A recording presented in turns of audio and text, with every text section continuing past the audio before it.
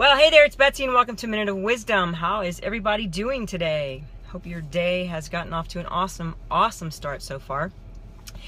Today I am going to talk to you a little bit about something that is very dangerous, yet something that we all do that most of the time we don't even realize that we're doing it, and that is projecting your beliefs onto somebody else. You know, I've talked about addressing beliefs in videos in the past where you figure out where your beliefs come from and that type of thing. And this is why it's so critical. I'm going to give you an example. As many of you know, on Sunday, I got a tattoo. Now, this is not a video about tattoos or anything like that. But as long as I can remember, I was never really a big fan of tattoos. But I never really addressed the why. And one day I heard a message by Steven Furtick where he just happened to say, Christ is in me, I am enough. And I thought that was so simple, yet so profound. And man, that would be a really cool tattoo to put on my wrist so that I would never forget it. And then I was like, wow, where did that come from? And that's where I began to question my belief about tattoos. And I came to the realization that my issue with tattoos was not even mine, but it was my mother's that was projected onto me, that was probably her mother's that was projected onto her, and so on down the line. So I designed what I believe was a very tasteful tattoo, and I had it done. And as you know, most of you, I posted it here on Facebook, and I had mostly positive comments.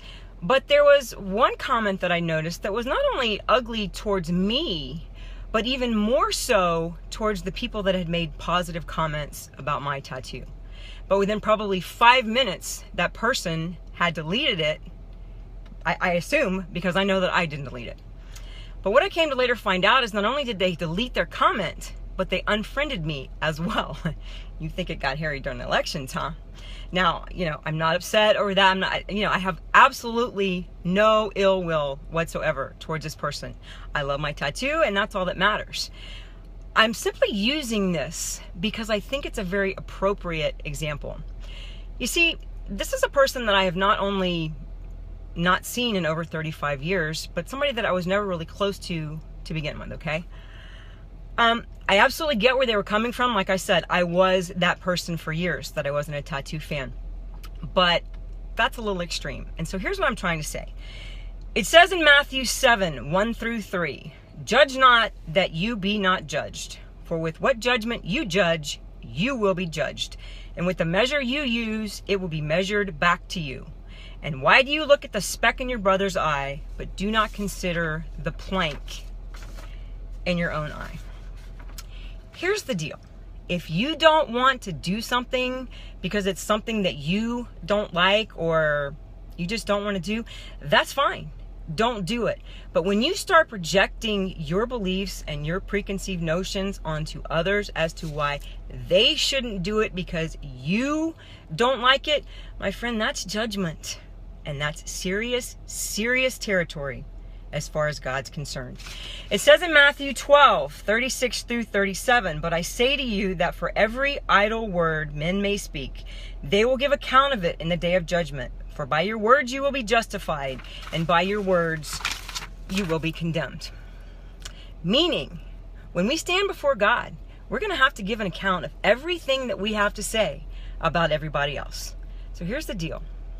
You got to not only allow yourself to be free to be you, but you have to allow others to be free to be themselves without your beliefs being imposed upon them. Now, obviously, there's wisdom and correction that we have to do as parents and friends. We can't just allow people to do stupid stuff, okay? I'm not talking about that. Something that's going to hurt them or somebody else. I'm simply talking about allowing people to be free to express themselves. That's why you have to question your beliefs and find out where they came from. Not only because wrong beliefs are going to stop and block your success, but make sure if you're projecting your beliefs onto somebody else that they are right and true and that it doesn't end up as judgment like it was in my case. As I said, I have no ill will whatsoever in this situation because I used to be that person. The problem is when they started projecting that belief onto me, they were judging me and my right to do what I wanted to do with my body. But not only that, they were judging others for their comments that they made as well. Your perception of other people should never be their reality. Moral of the story, make sure you're confronting your beliefs so that they don't become judgments, because you will be judged for them. So if you found this information helpful, I'd appreciate it if you'd share it with somebody you think might benefit. Really appreciate you taking the time to watch. Hope everybody has an awesome day. Take care. God bless.